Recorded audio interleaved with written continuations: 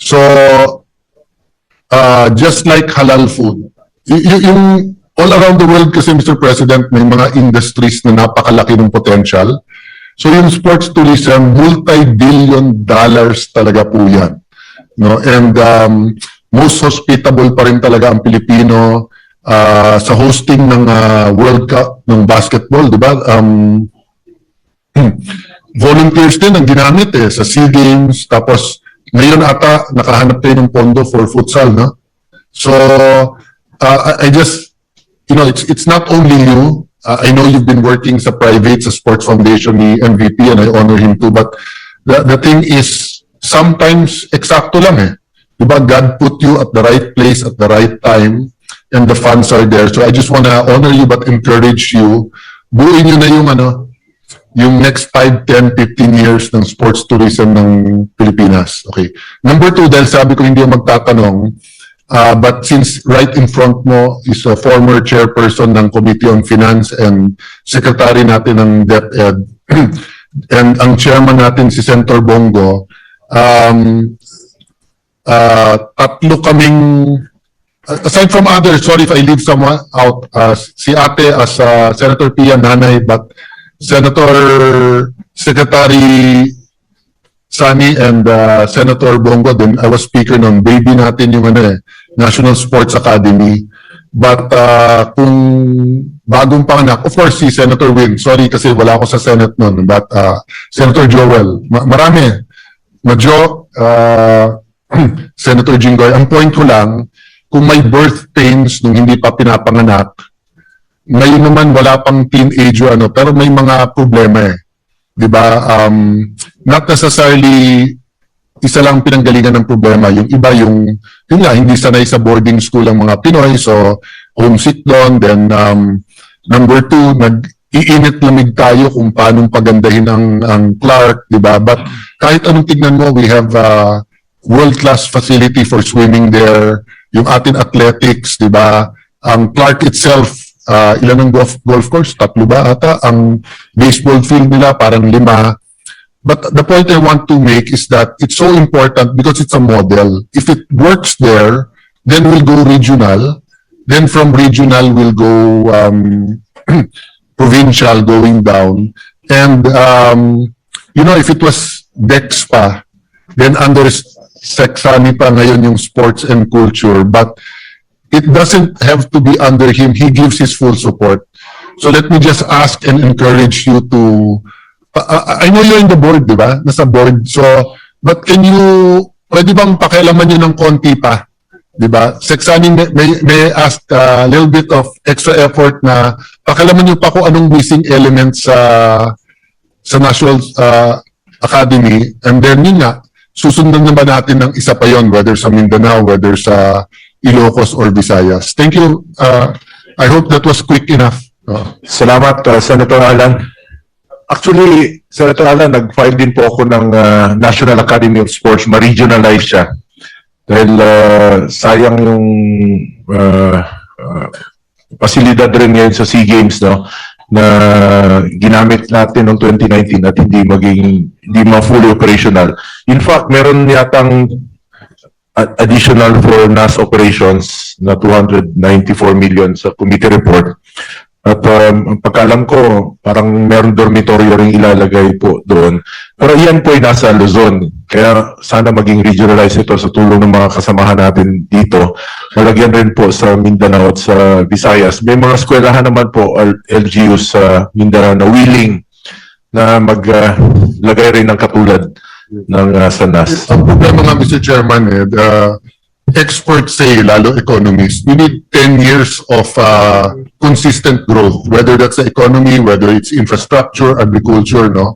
So if we're going to judge the National Sports Academy year by year, especially pag bago pa, nasa-stop na naman yan. Nagsasala sa lamig, sala sa init tayo. But because nga, magkasama pa kayong tatlo plus the chairman. And ang chairman natin, hindi naman stop Diba? So, whether it's ma-regionalize, whether palakihin mo yung nasa Clark, whatever it is, ang point ko lang, when we know it's a good idea, itodo na natin. So, I just want to support you, Mr. Chairman, and saying na let's use this next 2 years na lalong palakas. Kailan ba tayo mag-host ng SEA Games ulit? 2031 raw. 2031. So, can you imagine if we can... So, yung plano natin nun kasi after that 2019, we were going to bid for, nakalimutan ko na kung yung Asian Games ng, hindi na second or parang tatlo pa. Kasi nga Indonesia did a good, mas alam ni Attorney Iloy, no? So, pag plinano nyo yung 31, sana planuhin nyo na rin yung whether it's the indoor martial arts or whether it's the Asian Games. Kasi nga, I think sa handlers ngayon ng DepEd at saka ng PSC, may malaki potential talaga. So, thank you, Mr. President. Thank you. Salamat, Senator Alan. Next to us, our Jingo manifestation is Senator Jingo Estrada, Mr. President. Senator Jingo Estrada is recognized. Thank you, Mr. President. Only one question if the gentleman will yield to only one question. Go ahead po. Alright. Magkano ba tinatanggap ng PSC galing sa PAGCOR? Ngayon, actually, meron na tayong Just how many percent? 5% of the, kasi wala pang finality yung Supreme So Court. right now, So, magkano ang tinatanggap nila para sa Philippine Sports Development Fund? 2.5% pa lang until meron na pong finality ang Supreme pero Court. ang Dapat batas, it's pero ang 5%. batas, pero ang Dapat it's batas, 5%. ang sinasaad po ng batas, 5% Yes. na dapat makuha ng PAGCOR. Nasa MR pa yata po ang PAGCOR para dito. So, sa ngayon is 2.5% po ng So ang tinatanggap, what PSC is receiving now from PAGCOR is only 2.5 of the gross income. Yes, kailan nag-umpisa yung 2.5? Dahil alam ko sa batas natin, dapat 5% ang natatanggap ng PAGCOR, ng PSC from PAGCOR. Am I correct? 1997, Mr. President. 1997. Binago ba natin, inamendahan ba natin ang batas? Did we amend the law? Hindi po. O Mr. what President. happened? Bakit bumaba ng 2.5% imbis na 5%? Actually, nanalo na po ang No. I'm just asking from 5% because this is a law. Bakit bumaba ng 2.5%? I'm asking now, noong ba 1997?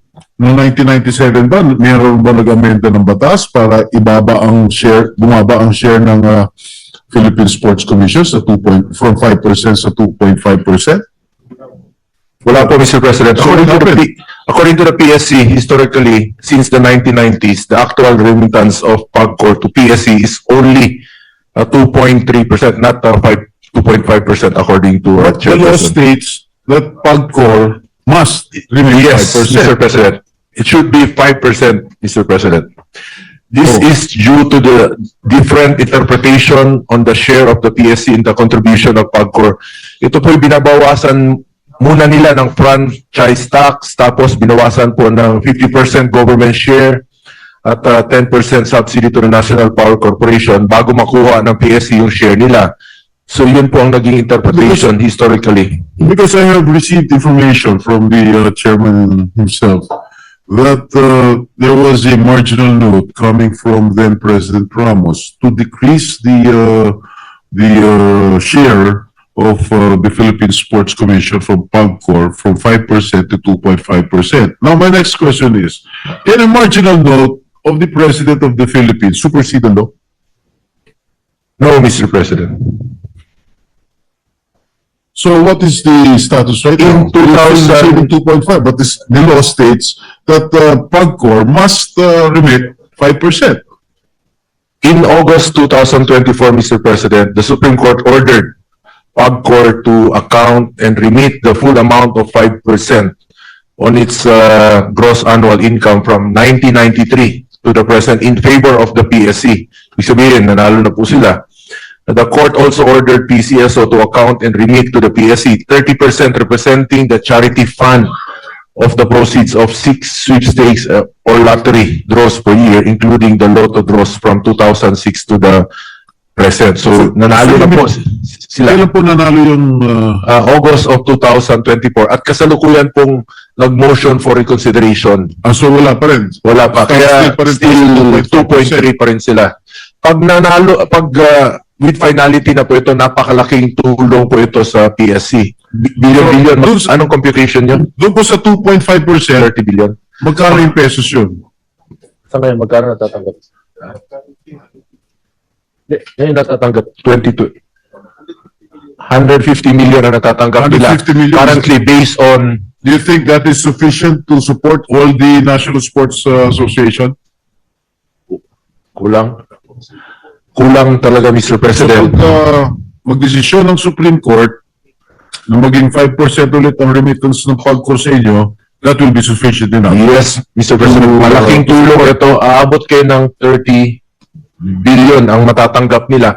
Ngayon po, Mr. President, ang liit ng binibigay ng national government sa PSC. Kumbaga sa cake, 0.001, wala pang siguro asukal lang ng icing yun. Pero pag nananalo naman po yung ating mga atleta, yung karangalang dala-dala nila para sa atin ay napakalaki po, no? Napakaliit po sa net. Kaya sana magkaroon na po ng finality ito. At malaking tulong ito sa kanila, itong Philippine Sports Development Fund. Yes. What about PCSO? Are they remitting to the Philippine Sports Commission? Nothing? Wala sa ngayon. Walang batas na Wala. nagsasaad na mag-remit sa Philippine Sports Commission? Magkano? The PCSO. Magkano natatanggap? Meron bang ano? Maliit lang. Meron sila natatanggap pero maliit pa po. How many percent? Ilang percent? Is it mandated by law?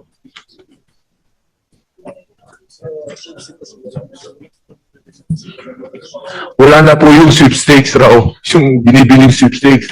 Sa loto, wala kayo natatanggap? Sa Supreme Court decision noong 2024, kasama na doon yung lotto draws from 2006 up to present. Kumbaga yung binasihan nila noon, itong sweepstakes, wala na yung sweepstakes na nitindan. Alright, when is the next event that the Philippines will host? A sports event? Southeast Asian Games or when? World Tennis, dito, sa January po, dito sa Pilipinas. World Tennis. Who are the participants here? And ang SEA Games naman sa Thailand. Thailand, di ba? Sa December sa Wala Thailand. akong pakialam sa But Thailand. the hosting po ng World Dito Tennis sa atin. Cup, January of 2026. So sufficient ang inyong pondo to host it. Kulang, kaya nagpapadagdag. Nag-add tayo ng 65 million, Mr. President, sa committee report. Alright, Kasi naghahanap ang PSC ng mga gustong mag-amend. The PSC is actually requesting for 1.2 plus billion for various hostings and to promote sports tourism. Pero ang nasa budget lang natin is 65 million. So I have made amendments to include a few hundred millions. I leave it to the sports-loving, sports tourism supporting members of the Senate to further support the budget of PSC. thank you, Senator Pia. Of course, I will be one of them who is going to support the amendments of the good lady from Taguig. The Senate Majority Floor Leader, masama natingin sa akin. I terminate my questions, sir. Thank you.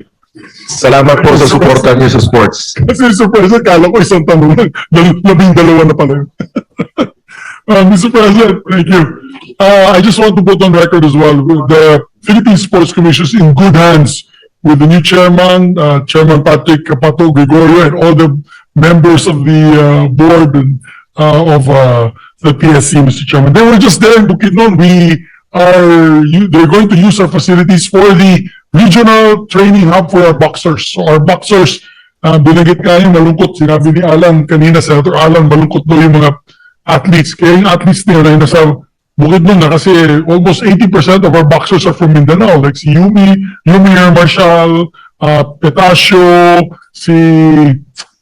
yung taga Cagayan de Oro, si Carlo Paalam, lahat yun taga Mindanao. So, doon na po. So, I salute them for their plan to regionalize their training centers so that they can be closer to the grassroots development.